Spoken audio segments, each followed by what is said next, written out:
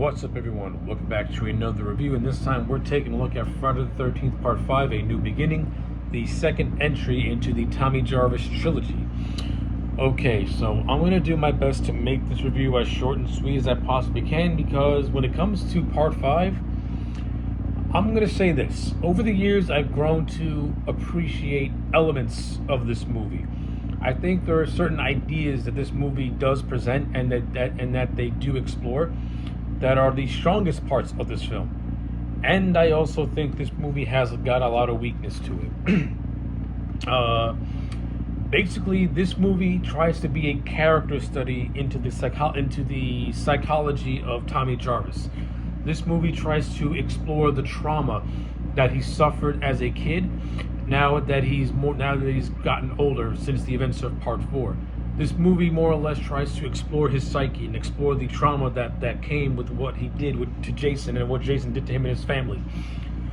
I think the strongest aspect of this movie is that character study of Tommy Jarvis and how that trauma really affected him to the point where he's become a mute. He's prone to violent outbursts, and he has these hallucinations of Jason. And there are moments in this movie where he thinks that Jason's looking right at him when there's nothing there. A lot of the performance of Tommy Jarvis, I gotta attribute to the actor John Shepherd, who pretty much has a big workload in this movie, because even though he doesn't have no dialogue, he has to convey trauma, and he has to do that with minimal to no dialogue. And Tommy Jarvis in this movie, his dialogue is extremely minimal. It's used very, very sparingly, and that's because of the events that happened in Part 4 really just fucked up his head. And now he's staying at this youth center as a way to kind of get himself back in, as a way to kind of help him adjust to society and adjust to living a normal life, so to speak. I think John Shepherd, the actor, is one of the strongest points of this movie. I think he gives a very, very good and solid performance in this movie as a teenage Tommy Jarvis. And he's really one of the strongest aspects of this movie, in a movie that doesn't really have a lot of strong aspects. So in addition to John Shepherd, I'm gonna also say that Savall Ross as Reggie the Reckless, one of my favorite characters in the Friday the 13th movies, he's also a lot of fun. But the thing with Reggie the Reckless is that you can tell that this was trying to piggyback off Part 4 with the success of Corey Feldman, who does make a cameo in this movie in the opening prologue. I wish Feldman would have been in this movie more, because I think I would have liked to have seen how Corey Feldman would have handled the material that this movie would have given him, and see how he would have been able to convey all these emotions. I mean, John Shepherd, like I said, John Shepherd did a good job, but it would have been cool to see Corey Feldman come back, because when you watch the Tommy Jarvis trilogy, you really associate Corey Feldman with Jason, and it's kind of hard to see other actors in this role. as we see with John Shepherd, and then later on in Part 6 with Tom Matthews. But yeah, it was fun to see Corey Feldman in the prologue, but you can tell that Part 5 was more or less ripping off Part 4 by bringing in another kid actor and trying to make him as likable as Tommy Jarvis.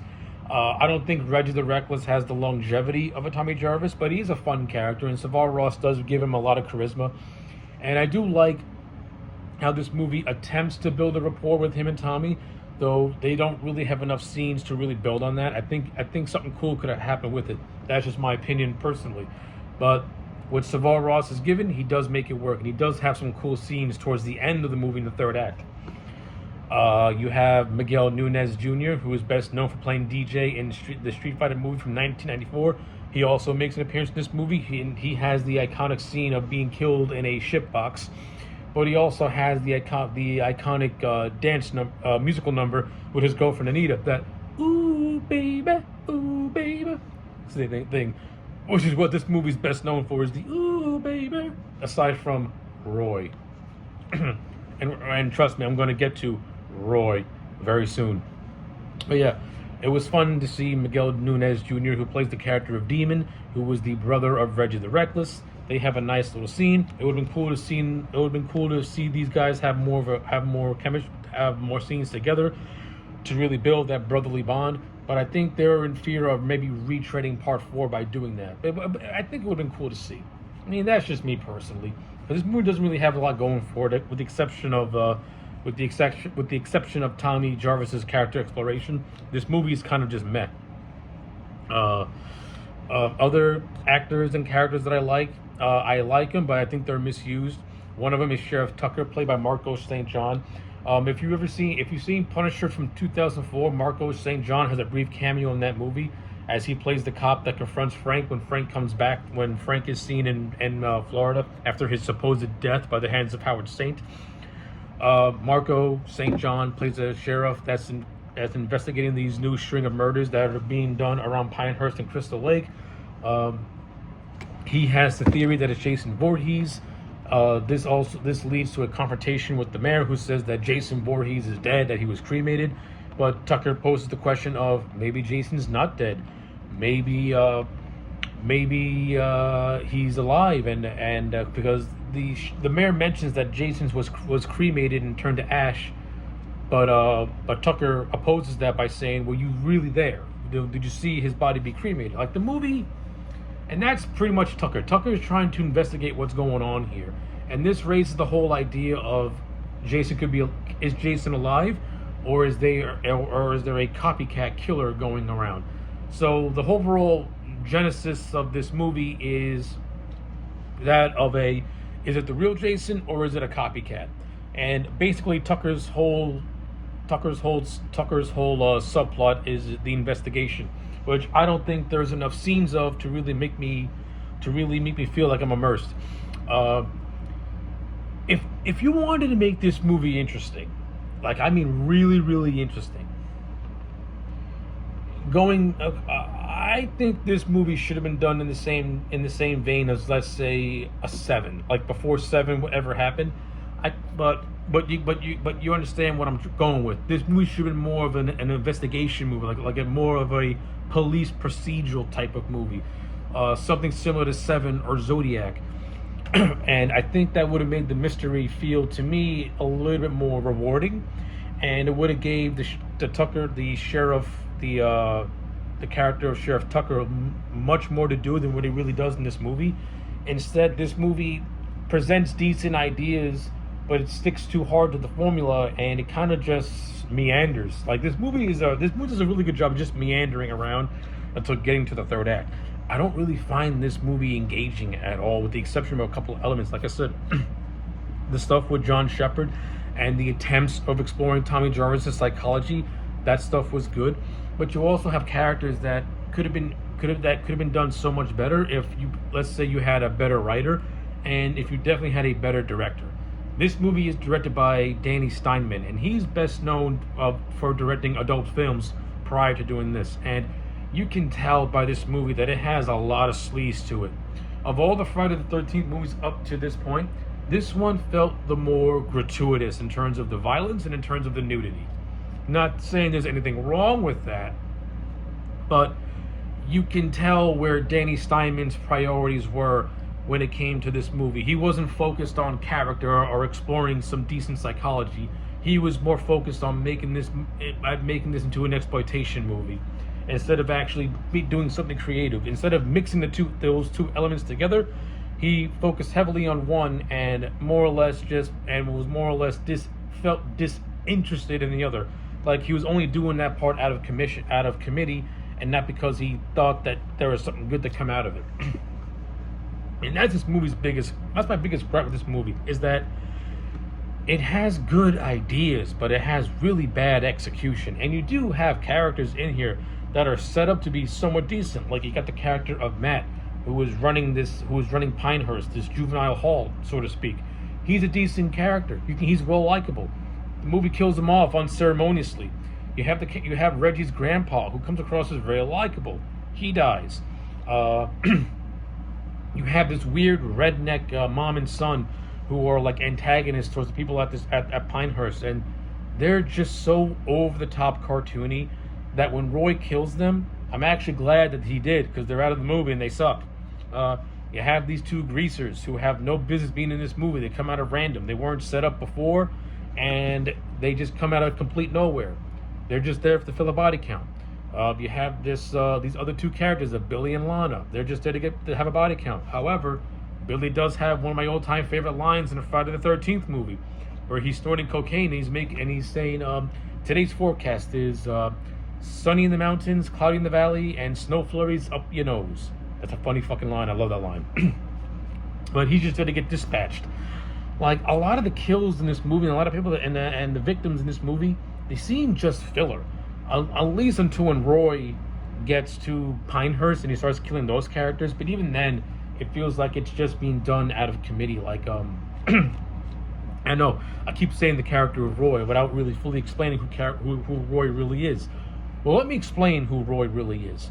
So, like I said, this movie presents the idea of a copycat that's running around, and at the end of the movie, it's revealed to be this paramedic named Roy who had maybe 2 scenes sprinkled all throughout this movie. Now, when you watch the first 20 minutes of this movie, you see this kid named Joey interact with a guy named Vic, and the guy Vic dismembers Joey brutally with an axe. It's revealed at the end of the movie that the character, that this Joey was actually the secret son of Roy that no one knew about. And when Roy was at the scene seeing his son all dead, his mind snapped and he went on a killing spree by using the guise of Jason.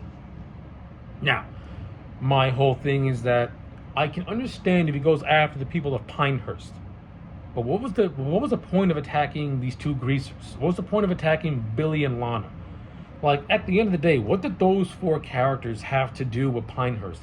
I can understand attacking Ethel and her son Junior because they were antagonistic. I'll let you go with that. But if you really want to know, killing those 4 characters, including some random dude that Ethel hires to clean her chicken coop, this movie has a padded body count with characters that really don't serve any of Roy's motivations. They come out of completely nowhere. And that's my biggest complaint with this movie, is that Roy as a killer just seems like filler. And to me, it kind of sort of, I don't want to say it damages Tommy's arc at the end of this movie, but I don't know. It kind of makes you feel empty, like Tommy got an empty win because he thought he was conquering his demon, but it ends up being somebody pretending to be his demon, and it kind of makes you feel left out. And then you got this whole ending of Tommy in the hospital donning the hockey mask, and it's really up in the air as to whether or not he kills the character of Pam. Pam, by the way, is the final girl of this movie. She's one of the most boring, forgettable final girls in the history of the Friday the 13th franchise. Alec was a cool final girl. Ginny was a cool final girl. Chris, I have issues with her. I think she's one of the weaker final girls, but at least that movie tried to give her some sort of a connection to Jason. Trish was a good final girl by associating with Tommy.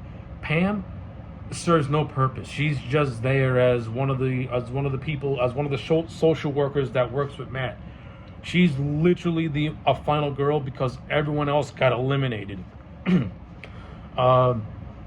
Honestly, truthfully, I think the best set piece in this movie is when Roy takes out everyone at Pinehurst. He kills this girl named Robin. He kills this guy named Jake. By the way, justice for Jake, because he expressed his love for Robin and she brushed him off. And I can relate to someone like Jake because I can relate to having girls that brush me off and feeling very just shit about it. And when he tries to pour out his feelings to Vi, she just brushes him off, saying, "Come back later. I'm too busy dancing." And then poor Jake gets cleavered in the face. And then Vi, who does her really groovy dancing to pseudo echoes his eyes. Great song, by the way. And then she gets upped by Roy. And then we get to the whole climax where Roy's chasing around Pam and Reggie all throughout the compound. We see the dead bodies of Reggie's grandfather. We see the dead body of Matt. And then it all concludes in the barn where Tommy, thinking he's confronting Jason, is having the hallucinations of when he was a kid. And that just makes him freeze in fear and nearly gets killed by Roy before he climbs up to the top of the barn. Then Pam and Reggie try to fight off Roy.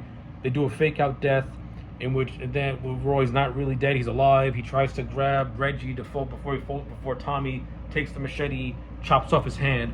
Roy falls on spikes and the movie reveals who he is. So, fake ass Jason, yo, it's just Roy. And Roy sucks because his motivations are just like Pamela Voorhees. But unlike Pamela Voorhees, Roy's literally a copycat. His whole motivations are a copy of Pamela Voorhees. Him copying Jason just makes him boring. Roy is a boring killer. At the end of the day, I just think Part 5's a kind of sort of boring movie with decent elements and stuff like that. Now, I don't think New Beginning is complete shit. There are worse movies in this franchise, but New Beginning is a frustrating movie because it does set up some interesting and cool ideas, but has bad exploration. In terms of the actors behind the Jason mask, you have Dick Wieand, who plays the character who plays Roy, and then you have Tom Morga, best known for playing Michael Myers in Halloween 4, who dons the Jason mask with both the hallucinations, in which he's wearing the red stripes, and when he's Roy Jason with the blue stripes.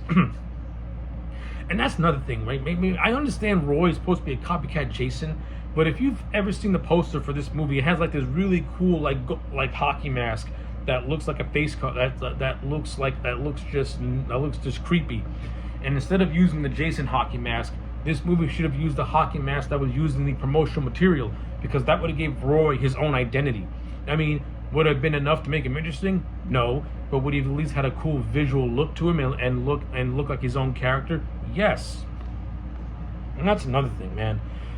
This movie really is a copycat. It's a copycat of everything that came before it. It tries to be a copycat of the final chapter, but it's just a very sleazy, just uneventful version of the final chapter.